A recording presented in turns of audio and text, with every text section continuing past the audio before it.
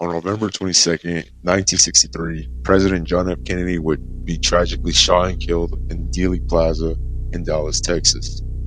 The shooter, Lee Harvey Oswald, fired from the Texas School Book Depository and fired at Kennedy while he was riding in the presidential motorcade. Lee Harvey Oswald would be arrested the same day in a theater after he had murdered a police officer. 2 days later, he would be shot and killed in the basement of the Dallas Police Headquarters while being transferred to the county jail. Many conspiracy theorists suggest that he was killed to be silenced and that he worked with other people to carry out the assassination.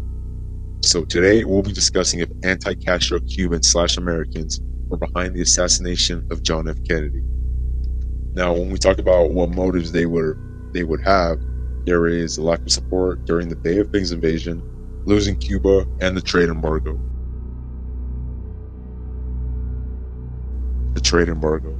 Now, I want to start off by saying that this trade embargo happened before Kennedy's presidency, and it happened in 1947.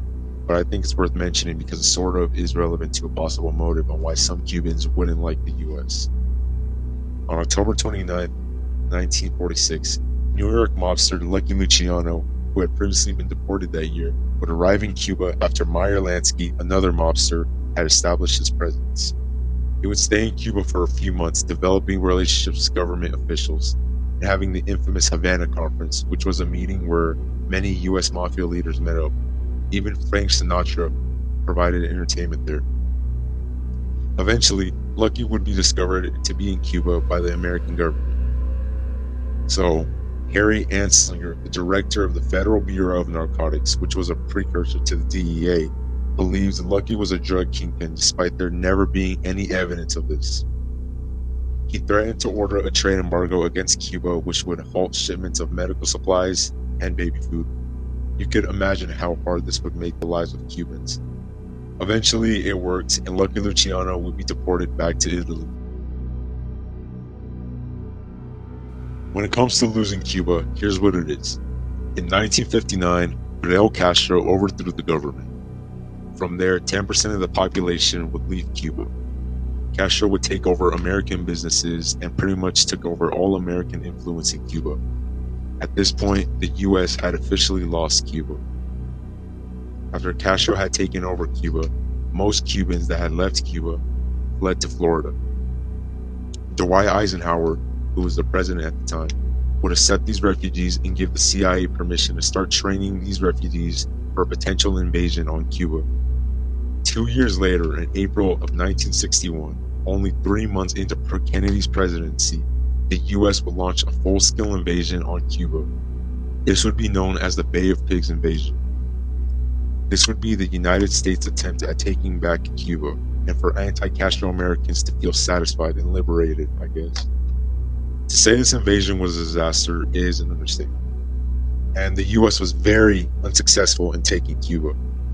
Now, most of the blame was just put on the CIA, but some of it was put on Kennedy, as he withheld direct air support, which some argue was the biggest factor in the failure of the invasion. So to sum it all up, it's just a lack of air support. So with all this being said, did anti-Castro Cubans/Americans work with Lee Harvey Oswald in the assassination of President John F. Kennedy? Well, probably not.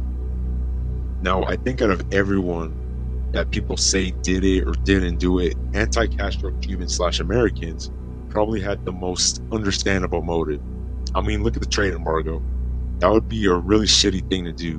Why should a bunch of Cubans have to suffer all because some guy thought Lucky was some drug kingpin? Now, despite this, they more than likely wouldn't have the resources to assassinate the president.